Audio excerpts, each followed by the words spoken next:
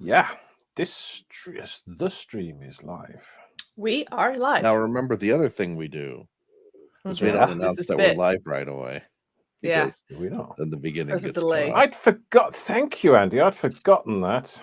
That could have been dangerous. I All like right. bits. Yeah. Anyway. Okay. The bit has to evolve. You need to find something new. Or like grow. Like it can be the same bit, but now it has like a twist, you know? Yeah. Or if you just stubbornly keep doing the exact same bit to the point Mhm. where it stops being funny and then persevere, there. it becomes funny again.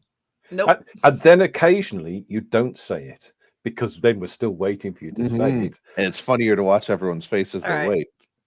Stop workshopping Yay. this. This is a terrible Anyway. idea. Okay. So I'm going to start.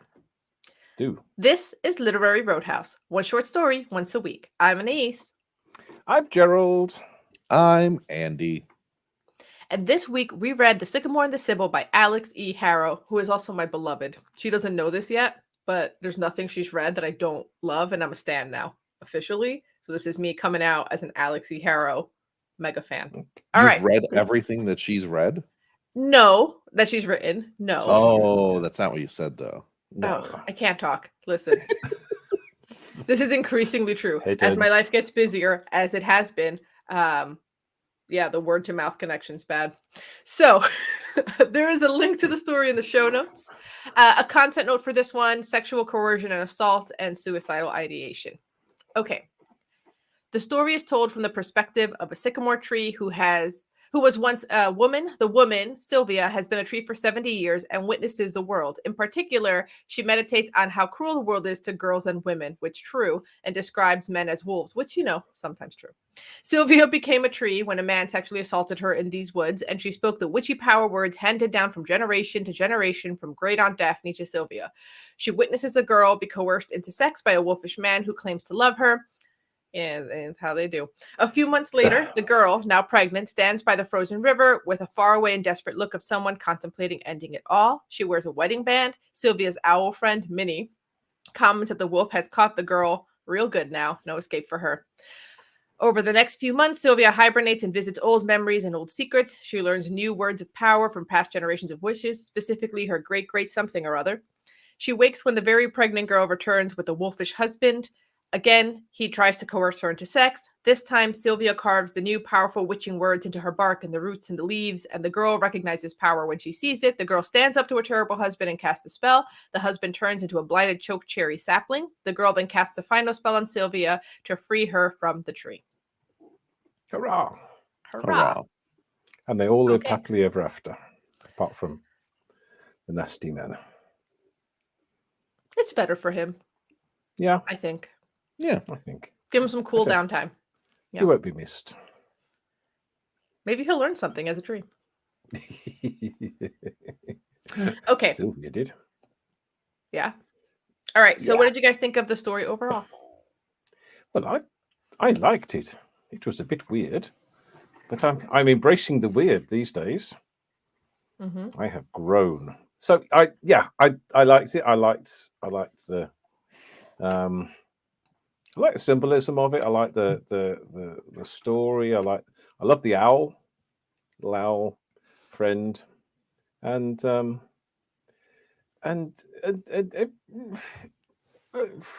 yeah, I liked it. I should have practiced this, shouldn't I? It's been a long time. Yeah. Yeah. All right, Andy, what did Good. you think? I don't know. I liked it good, but I didn't like it great. Like I was with it the whole time. I have no complaints at all. I liked it good, but like I wanted there maybe to be one extra level of twist or something, and I realized that's a weird ask from a short story anyway. Like a bunch of short stories are best when they just hit the one thing hard and move on. But something about it still felt flat, even though it was very interesting. Mm-hmm. Yeah. I mean, I really liked it, but I really like it just because I really like Harrow's voice. Like I like Yeah. how like it's a tree, so everything she describes is with tree words, right? Like just like all these like little things. It's very tight. I like how she like invents new like adjective phrases all the time with little hyphens. Yeah. It's not overdone. Yeah. No, that's So fully correct. I think Harrow's really cool. yeah. I mean, I will say the one kind of critique that if I had to have one kind of like thing, is like the section where she's hibernating and seeing her great something or other burning. That section for dragged a little bit, which is surprising because it's so like short. Like I felt like, okay, we know what's gonna happen here before it happens, but that also might just because like, you know, we read so many short stories that were extra like, yeah, we know where this is going. But it didn't bother me that much. There was just that section where it was like, that's the one section where I was like speeding up a little bit, getting ahead. Yeah. But everything else I thought was great. I thought that first sentence was awesome. Just really good. I just like the craft. She's so good. And she's into witches. This isn't the first story we've read into with her. witches? Into witches, gonna which is a say, great thing to be into. Yep. Yeah, we've read something else by her, haven't we? That I was think we read the 2 other things. two. I remember the practical guide, Witch's Practical Guide to Escape Fantasy. Yeah, and wasn't she also the one with the like reverse Eurydice story where the depressed boyfriend is in hell? I think that was her, wasn't it? Now I want to see. Ooh. Let me double check. Maybe not. Don't ask me, I'm old. Yeah, The Long Way Up. Okay. Oh, okay. Her. I like that a lot. Yeah, that Yeah. one was very good. That one didn't really have witches quite so, but it still had magic, you know? Yeah. Well, and it did the same thing of this, of revisiting myth and Yeah, exactly. Yep, revisiting myth and yeah, very cool. Oh. Yeah. Yeah, it's. I think that opening sentence was a really good it sort of sets everything up really well, and she writes so well. She's got she, as you said, Annie, she's got a great voice.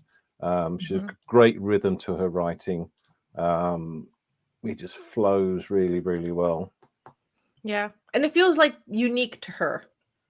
Like I feel like if you didn't tell me what was hers, I could, if I read other short stories and you didn't tell me the author, I would be able to pick out hers, which is great. It's very specific. Yeah, I just really like her. I think she's great. Yeah, we are out of practice. It's been 3 months because I also just feel like the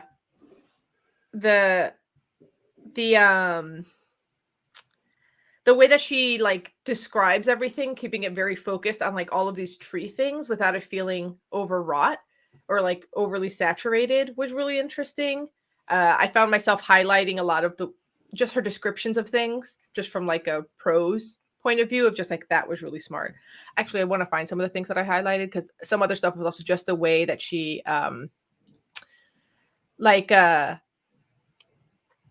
for example, if I'd had to wake up every morning with that golden collar wrapped around my finger, like the idea, like just that quick, clean way of comparing the collar of you're now shackled in some way, like you are someone's property, but then it's around a finger because it's the ring when she's talking about marriage. Like that part is great.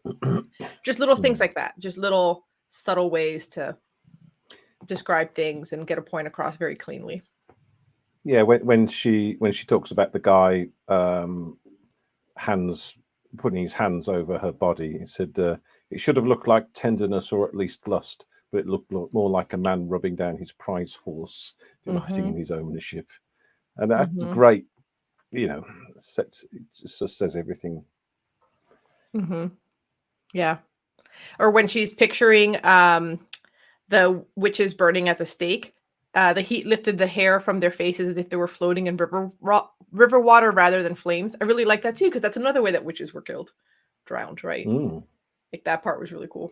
But it also has like it's more evocative. It has a different look to it. You can picture it very clearly. It paints a nice picture in your mind. Yeah, I don't know. She's just very good. Yeah. But we are really focused on the prose, right? Yeah, I like the fact she turned him into an ugly little tree, a stunted chokeberry. I don't know what a chokeberry is, but it's. I mean, right? Sounds mean. Yeah. And he's going to look it up right now. Yeah, because I was like, I'm pretty sure. Yeah, it's the bitter. It's like those berries that you see that you're not supposed to eat. Okay. I've never Yeah. met a berry I didn't eat. Well, Really? yeah. That Yeah, I've explains definitely seen these around. I mean, the tree can be pretty, but not if it's this guy's. She says blighted specifically. Right. it. Yeah. It's an especially poor one. Mm-hmm. Which makes sense. Mm. Oh, chokeberries are safe to eat. Yeah, but aren't they like Whoa. nasty? Their sharp taste dries out the mouth. Ah, Doesn't okay. sound very pleasant. Well, they're not poison. No, but I don't know. I feel like having seen these growing up. I Well, remember lots of just food being told, isn't "Don't eat them." pleasant. Yeah. Yeah. I Andy will wants say to that. eat some now. Yeah. Just I did like the theme and everything that it was saying about you know, the way that women get trapped into these roles. I watched with a group of friends yesterday Dangerous Beauty, the 1990s movie about Veronica Franco. She was a courtesan in 16th century Venice. Anyway, there's a lot of echoes of these two things, of that movie and then this story. And in that one, the courtesan is like a different way to navigate like the male power structures. And in that one, she's talking to her friend who went the more traditional route of getting married, and they start talking about how basically they're both just trying to survive and they have different sized cages. Like, even right, like, so the courtesan was like the high end escort, not the like sex worker on the Right. street.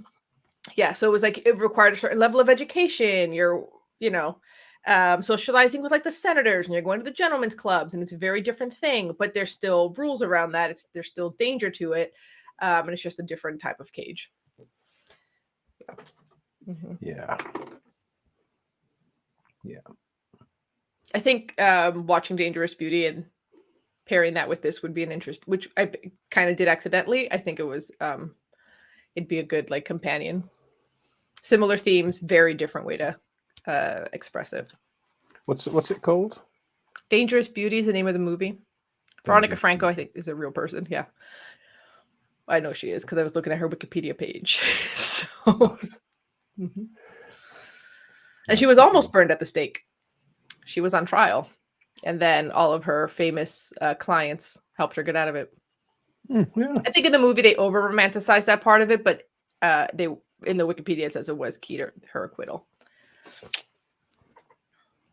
Very good. Mm-hmm. I like that even in the short story, we had a bunch of different sized cages from the different women featured, right? Yeah. Like Sylvie was getting pawed at, and she's like, "Nope, fuck this, I'm out." Mhm. And right, the other girl got married, but that still wasn't great for her. Mm-hmm. Yeah, she describes marriage like every single day is the same as the last, like a endless reflective mirror. Thought that was cool. Yeah. And some people got burned at the stake. Well, the ones who wouldn't submit. Right. Well, they were out there living their best lives until then. Yeah. That's like a different limiter. Mm-hmm. And I like that the girl gets like wolfish eyes when she takes her power back. Yeah. Cool. Yeah. Nope. It was neat. It was neat. It's full of a lot of little touches. Mm-hmm. And even a little touch about like, are familiars like satanic demons that are summoned by witches, or is it just like good company? Because that's what Minnie is. Minnie becomes her familiar. Yes. The owl. I've got a Minnie sitting right next to me right now, snoozing in a sunbeam. That one's a cat. Yeah, not an owl. Yeah. Probably just as sassy. Just as sassy and just as sharp. Mm-hmm. Yeah. Yeah. I don't know what else to say though. It's good. Go read it. Yeah. It's not. I guess it doesn't have a ton of deep layers, Mm-hmm. right? It's got a lot of accessible layers. Yep. And there's fun stuff with the mythology. Maybe if people don't know as much mythology, the names aren't as ticklish. But you don't get too much extra from things names other than a little tickle. It's like, Daphne. Yeah, I get it. I can see what we're doing. Mm-hmm. Do you But want to explain a bit more what you mean? Daphne, Sybil, Sylvia. I assume our Audience already knows Nope. this. Would be highly no, because Daphne turned into a tree because Apollo was jonesing for her. That's the and then I didn't fully put this together until I was refreshing myself. That's why Apollo wears laurel leaves. That's why he Weird. wears laurel leaves? Yeah, she turns into a laurel tree and he takes the leaves. He's like, oh, well, this is gonna be my Mm. special symbol. It's like, come But on, so many Apollo. gods wear laurels. Come on. It's not just Apollo wearing laurels. It's like his whole deal. Yeah, but like the other ones do. It's like figure his that whole out. deal. All right. Okay, Andy. It's his whole Mhm. deal. Wow. Yeah. Yeah. Mhm. Yeah, I think you're right that there isn't a lot of depth. Similar to the compendium, the Witch's Guide to Escape. I forget the full name, it was a long title. That one also kind of like tells you everything you need to know and doesn't go much deeper. And I think that might be why we like The Long Way Up so much, because that one did have a lot more depth to it. Yeah. Literally. See See what I did there. But I do like all three. Like Hmm. sometimes we've complained on this podcast, criticized when a short story is too surface, and but this, everything that's on the surface is just so good and so meaty and so chewy that it doesn't matter. Well, because I wouldn't say this is a shallow story. Just No. everything's really accessible.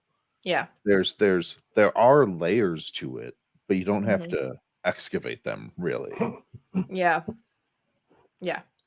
The Long Way Up required a little bit more excavation. Right. Yeah. Okay. Mhm. Yeah, But no, I it's like that. I like that. I quite like. Sometimes it's nice to read for entertainment, so you can read this for entertainment because you don't have to work too hard to get what the story is telling you. Mm-hmm. Yeah. And it's just told so well. Like it just kind of flows. Yeah. I don't have much more to say. I'm kind of ready to rate, which I feel bad. It's a short episode, but just read it. It's really good. And then watch Dangerous Beauty. There's a lot of boobs in it. Wow! Now you're Mhm. you're talking. It's racy. Dangerous Beauty. Awesome. Okay. Are we Yeah. ready to rate then? Yeah, I think so. I'm coming in at a 5.5. I Wow. like this a lot. Okay. Yeah, I'm coming out at 5. I think I might be rating Harrow against herself. Like I really like it, but of the 3 we've read so far, I think I gave the other 2 6s. Okay. It's out of 6 for anyone new. For no real reason. Yes. I was very gonna good come reasons. in at a 4. Is that too low? I don't remember. I don't remember my personal schematic of rating things. Yeah. I like it good. It I like it varies, good. and we don't want people to go back and find out how we rated No. other stories. I do. And- I want someone to go back and find how I've rated every story and craft a rubric that we can then extrapolate from. Spreadsheet will do. Yes. Yeah. I thought about doing that, but it's a lot of work. So Yeah, it's too much work for me, but I want someone to do it, yeah. Mhm. not me. Okay. Yeah, I'm gonna give it a 4. Okay. I liked it good. That's what a 4 is. Okay. So Gerald, what are we reading next week? Next week we're reading "Hey, Come On Out" by Shinichi Hoshi. Okay. But before you go, share your witch words in our Facebook discussion group, the Literary Roadhouse Readers. Want to read more fiction where terrible human monsters get their comeuppance? Keep this podcast going by leaving a review of Literary Roadhouse wherever you get your podcast, or supporting us on patreon.com/Literary Roadhouse. Every bit helps. Actually, I also want to add for people who do still watch us live, because we've been a bit slower. Basically, I'd love for somebody else who's really into the show to help out with the production side. My life's a lot. I'm probably going to announce this elsewhere too, but I'm looking for anybody else who's like want to jump in and is really into literature and just wants to be a part of this. Email me at anais@literaryroadhouse.com. That email does still work.